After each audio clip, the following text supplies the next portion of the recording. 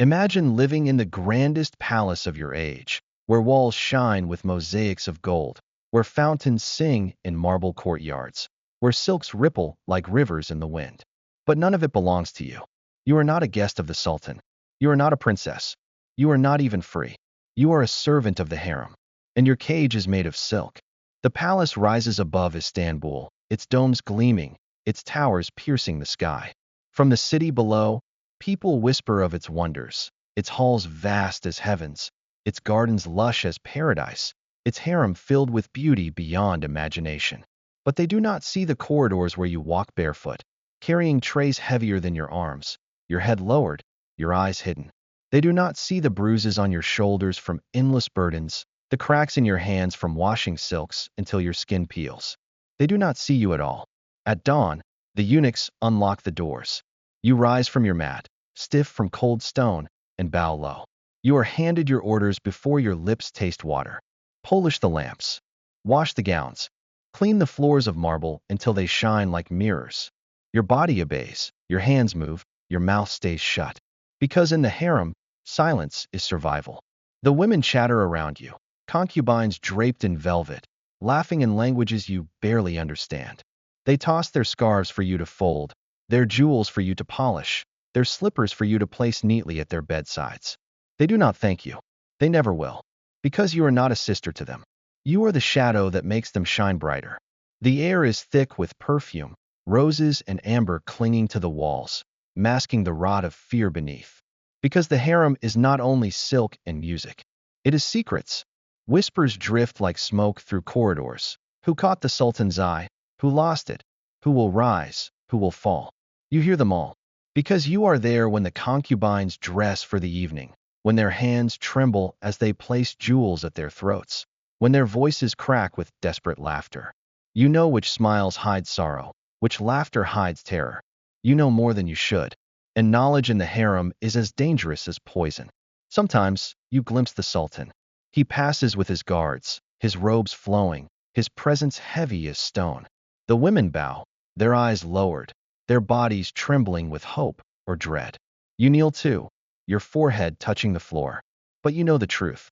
He will never see you. He sees only those who glitter, never those who serve in shadows. At night, the palace quiets. You carry oil lamps down long corridors, their flames flickering against tiles painted with flowers and stars. The air grows heavy, the silence deeper, broken only by the distant sound of music drifting from the feasting halls. The concubines whisper behind their doors. Some cry, muffling their sobs in pillows. Some laugh too loudly, their voices edged with fear. You walk past, unseen, carrying the weight of their secrets. You cannot speak of them. You cannot keep them out of your mind. And they grow heavier each night. Sometimes you dream of freedom, of walking barefoot through fields that smell of earth instead of perfume, of drinking water from a river instead of silver cups you must polish but never use, of hearing your own name spoken kindly, instead of being called simply girl. But you always wake to stone, to orders, to silence. The cage is silk, but it is still a cage. Your body grows thin from labor, your hands raw from scrubbing, your back bent from bowing. And still, the palace glitters. The concubines shine in silks. The Sultan feasts in gold. The courtyards overflow with roses. And you fade, day by day, into shadow. The city outside whispers of beauty, of power, of love behind the palace walls. But you know the truth. The harem is not a paradise. It is a prison. And you are its servant, caged in silk and secrets. The palace does not change. The domes still gleam in the morning sun. The courtyards still bloom with roses. The fountains still sing of paradise. But you do not hear paradise anymore. You hear whispers. And whispers can kill. At first, you told yourself they were harmless. The concubines gossip about who will be chosen that night, who will wear the emerald gown, who will sit closest to the Sultan. Their laughter is sharp, desperate, brittle as glass. But sometimes the whispers turn darker. You hear of plots, of jealousies turned to poison, of alliances hidden in letters tucked into silken sleeves, of rivalries so fierce that a single mistake could mean banishment or death. And you hear them all, because you are always there, pouring the water, folding the veil, scrubbing the floor. You are their shadow, and shadows see everything. One night, you are called to deliver a gown. It is blue silk, embroidered with gold, heavy as armor. The concubine who wears it trembles as you tie the sash around her waist. Her lips are painted red, but her hands shake. Tonight, she whispers, her eyes darting toward the door, he must choose me. Or, her voice breaks. She does not finish the sentence. You bow your head. You say nothing. But inside, you carry her fear like another stone on your back. The eunuchs pass silently through the halls, their eyes hard as iron. You know they hear whispers too. You know they report them. But you are only a servant. If you repeat what you hear, you risk death. If you stay silent, you carry secrets that rot your soul. There is no safe choice. The queen mother passes one evening, her gaze sharp as a hawk's. She stops when she sees you bowing low, her slipper brushing the edge of your forehead. For a moment, you feel her eyes pierce through you, as if she knows how much you have heard, knows how much you carry, and you tremble, praying she looks away. At last, she does. But her silence is more terrifying than words. Your health fades. Your back bends lower from endless labor. Your cough grows harsher from breathing smoke and perfume.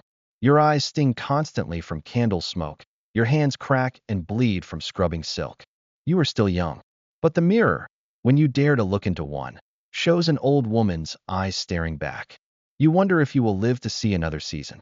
You wonder if it matters. The whispers grow louder. One concubine vanishes. Her chambers are empty by morning, her gowns folded neatly, her perfumes untouched. No one speaks her name. Another falls ill after a feast. She coughs black, her lips turning blue.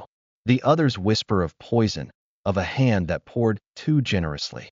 You were there. You poured the cup, but you do not speak. You cannot, because to speak is to die, and to stay silent is to die slowly. You lie awake at night, staring at the dark ceiling, listening to footsteps echo in distant corridors. Your mat is cold, your stomach empty, your body trembling.